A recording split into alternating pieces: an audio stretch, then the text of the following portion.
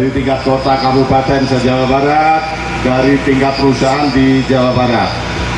Makanya menjelang putusan ini tadi saya diminta untuk memimpin ke dalam, hasilnya harus saya sampaikan supaya teman-teman bisa menjelaskan di perusahaannya masing-masing karena ini perwakilan. Baik, terima kasih. Bismillahirrahmanirrahim. Assalamualaikum warahmatullahi wabarakatuh. Saya tadi mewakili teman-teman semua se-Jawa Barat dari 4 federasi yang aksi hari ini, yaitu dari FSP, TSK, SPSI Jawa Barat sampai tingkat perusahaannya, juga dari SPLN, SPSI juga dari SPKET dan dari RTMN dari tingkat provinsi sampai tingkat perusahaan di Jawa Barat. Kita sampaikan kepada pimpinan PTUN yang diwakili Humas bahwasanya saya menjelaskan upah itu sebagai urat nadi dari para buruh, para pekerja. Kesejahteraannya seluruh buruh itu masih sangat tergantung satu-satunya hanya upah, tidak ada kesalahan lain, betul? Dan upah itu dijamin oleh Undang-Undang Dasar 1945 yang menyatakan, kurang lebih saya sampaikan, bahwasanya setiap orang berhak untuk mendapatkan pekerjaan dan upah yang layak, dan diturunkan Undang-Undang 13, diturunkan ke Permen dan sebagainya. Tapi belakangan ini didegradasi. Kalau bahasa saya sampaikan apa adanya ya, kalau bahasa saya sebagai orang-orang di lapangan, upah buruh itu dirampok, bahasa kasarnya begitu. Tapi kalau bahasa halusnya dikebiri, didegradasi, lebih keren lagi. Tapi didegradasi itu sama aja dirampok sebenarnya, kan gitu. Dengan sistem, dengan undang-undang Omnibus Law yang musuh seluruh kaum buruh, betul? Itulah biang keladinya, itu biang keroknya. Bagaimana tidak? Sebelumnya upah itu ada 5: upah minimum provinsi, upah minimum sektor provinsi, upah minimum kota kabupaten, upah sektoral kota kabupaten, dan struktur skala upah. Yang terakhir ini sampai hari ini mayoritas perusahaan tidak menjalankan, betul?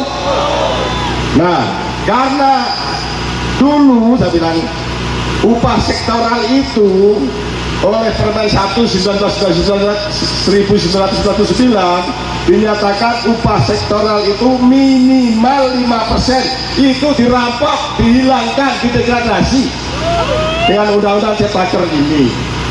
Nah, karena seperti itu, akhirnya buruh minta solusi pada Gubernur Jawa Barat. Akhirnya keluar keputusan gubernur yang menyatakan ada upah di atas 1 tahun. Tadi saya katakan, Pak Hakim, Pak Pimpinan, bahwasanya buruh ini anaknya mau 1, mau bujang, punya istri, punya anak 1, mau 2, mau 3, mau 1 tahun, mau 2 tahun, mau 3 tahun, mayoritas terutama yang nggak ada serikat pekerjanya, upahnya sama upah minimum, betul? Saya sampaikan, saya nggak berbohong, saya sampaikan seperti itu. Nah, dengan demikian kami akhirnya minta gubernur ada solusi supaya upah kita itu nggak dikurangin, tidak stagnan, supaya ada kenaikan tiap tahun. Nggak mungkin orang bekerja upah nggak pernah naik bertahun-tahun, upah minimum terus, nggak mungkin. Nah, bagaimana upah tetap itu sebagai pedoman penetapan upah, maksud saya struktur skala upah yang mayoritas sampai hari ini tidak dilaksanakan oleh perusahaan, betul nggak? Nah, akhirnya sampaikan, akhirnya gubernur mengeluarkan upah di atas, keputusan gubernur upah di atas 1 tahun yang digugat oleh Apindo sejak tahun lalu.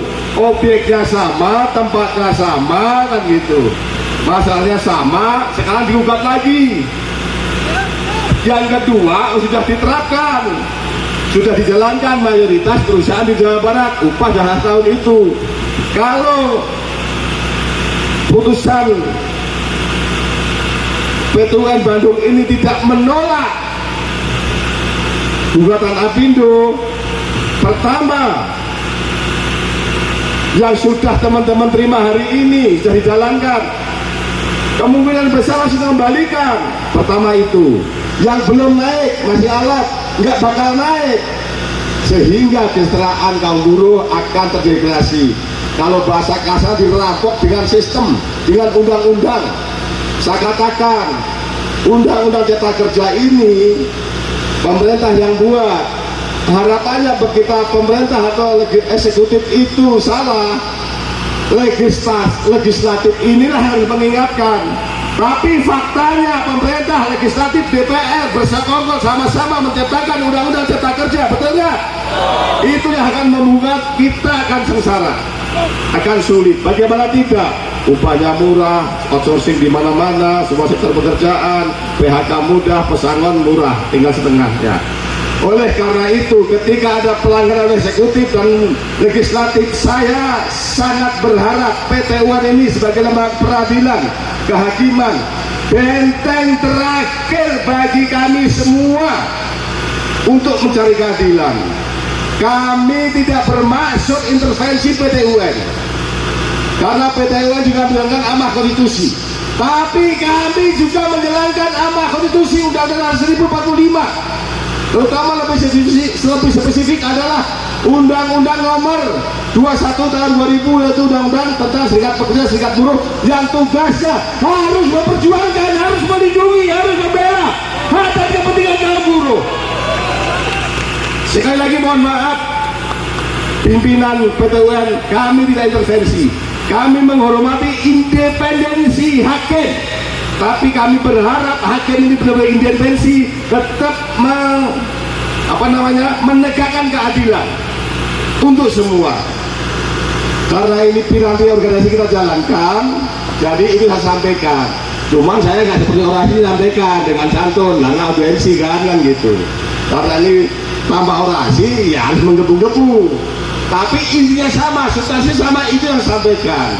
Akhirnya baik. Bapak-bapak semua yang ada di sini, luar biasa SPSI ini aksi damai menyampaikan aspirasi dengan santun, dengan indah. Kami akan menyampaikan kepada pimpinan PT UN, tapi jangan diterjemahkan bahwasanya ini mengintervensi. Bukan intervensi, tapi menyampaikan aspirasi sebagai mana koridor demokrasi yang diatur oleh Undang-Undang Dasar 1945 dan turunannya. Jadi kita saling menghormati, kita mengingatkan, memang hakim punya independensi, tapi kami berharap bersandar sebagai benteng terakhir keadilan. Independensinya itu hanya demi keadilan yang seadil-adilnya. Demikian yang bisa saya sampaikan. Mungkin Pak Agus mau menambahkan, silahkan. Tetap semangat kan? Hidup buruh, buruh bersatu.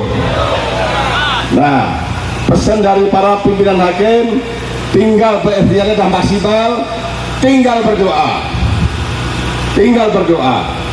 Oleh karena itu, setelah sampai rumah, puasanya dijalankan, tahajudnya dijalankan, 5 waktunya jangan ketinggal. Doakan para hakim sing mendapat rahmat Allah, dapat pertolongan Allah, benar-benar mendapatkan keadilan, berpihak pada kaum buruh, yang jumlahnya saya katakan tadi 15 juta. Di Indonesia itu ada 76 juta buruh, belum keluarganya. Sepertiganya ada di Jawa Barat, apalagi Jawa Barat itu Kerawang, Bekasi, pusat industri terbesar di Asia Tenggara. Dan ini menjelang pemilu, tahun politik. Jangan sampai menjadi gejolak massa. Jaga itu. Kalau sampai ini saya nggak bisa mengendalikan massa di buruh, teman-teman nggak bisa mengendalikan, aduh kasihan Pak Polisi. Kita harus kendalikan sama-sama. Kita cegah bersama-sama. Jangan sampai situasi kita murni perjuangan, nanti ada penunggang gelap. Siap? Tapi kalau situasinya memaksa, kita nggak tahu. Oleh karena itu saya mohon demi keadilan tadi. Demikian, terima kasih. Assalamualaikum warahmatullahi wabarakatuh.